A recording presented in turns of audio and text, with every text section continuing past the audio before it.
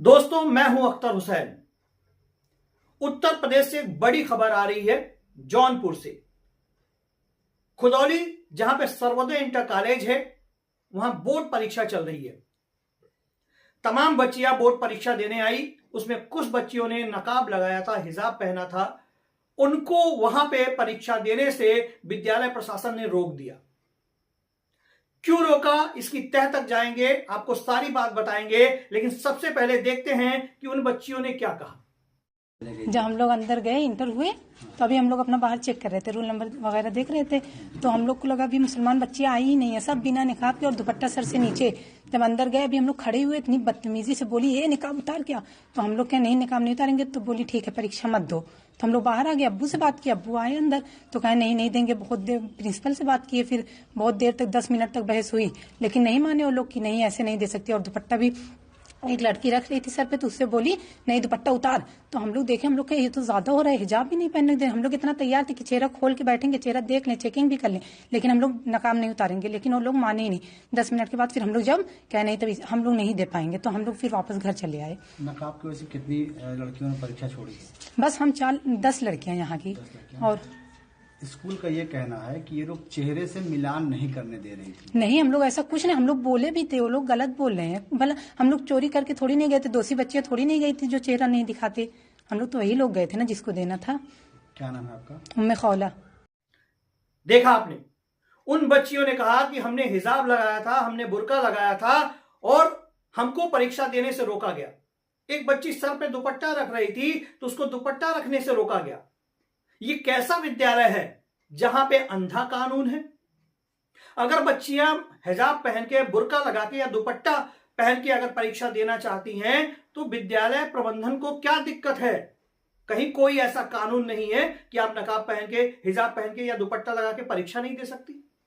यह तुगलकी फरमान इस विद्यालय को जारी नहीं करना चाहिए, और इसने अगर जारी किया है तो इस विद्यालय के खिलाफ कानूनी कार्रवाई होनी चाहिए। क्योंकि अगर ये बच्चियां परीक्षा नहीं दे पाई तो इनका साल बर्बाद हो जाएगा। इनके साल बर्बादी का जिम्मेदार ये विद्यालय प्रबंधन होगा, और ऐसे विद्यालयों की मान्यता खत्म कर देनी चाहिए। चलिए आगे बात करेंगे, लेकिन उसके पहले एक संबंधित अधिकारी ने क्या कहा है ये आपको सुनवाते हैं। वो इस्लाम नगर का एक वायुन इंटर कॉलेज है, वहाँ कुछ बुरका नहीं छात्राओं का कुछ ऑब्जेक्शन है, कुछ वीडियो भी है, क्या क्या है सर? कल मेरे प्रकरण में संज्ञान में आया था। वहाँ के केंद्र व्यवस्थापक और स्टेटिंग मजिस्ट्रेट और उन लोगों ने कुछ ऑब्जेक्शन किया था जो बुरके में कुछ बच्चियाँ आई थी एग्जाम देने।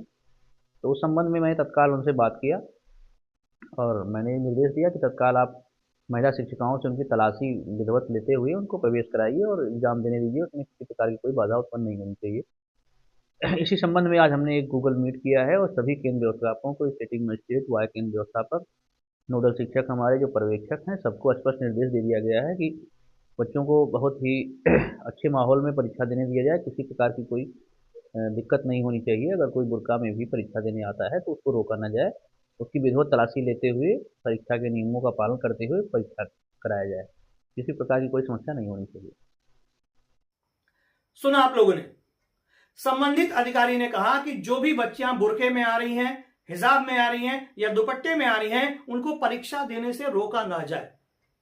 उनकी पूरी तरह तलाशी ली जाए, पूरी तरह चेकिंग किया जाए, उसके बाद उनको बुरके या हिजाब में परीक्षा देने दिया जाए। एक समझदार अधिकारी होने के नाते उन्होंने कानूनन सही फैसला किया कि बच्चियों को परीक्षा देने के लिए उन्होंने जो है आदेशित किया।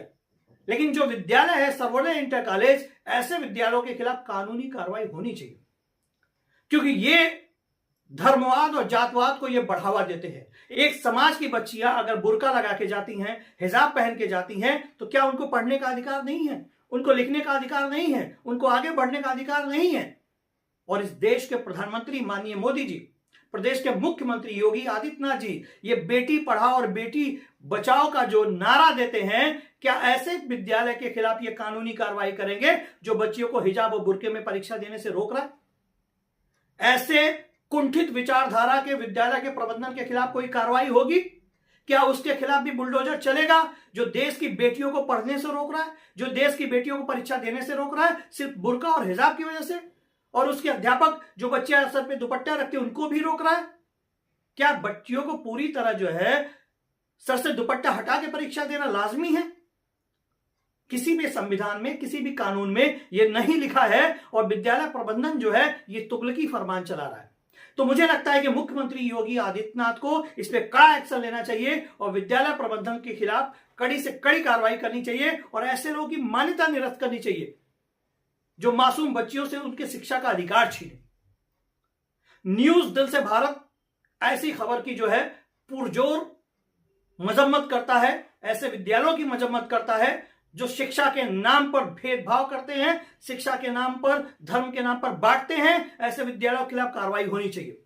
दोस्तों, अगर आपको ये मेरी खबर अच्छी लगे तो आप इस खबर को ज्यादा से ज्यादा शेयर करिए, क्योंकि ये मामला जो है विद्यालय का है, ये बच्चियों का है, एजुकेशन का है, पढ़ाई का है, तो ये रुकना नहीं चाहिए। इसको इतना शेयर करिए कि ये खबर जो है मुख्यमंत्री योगी आदित्यनाथ तक पहुंचे और विद्यालय का जो है मान्यता निरस्त हो, क्योंकि ऐसे लोग विद्यालय चलाने लायक नहीं है।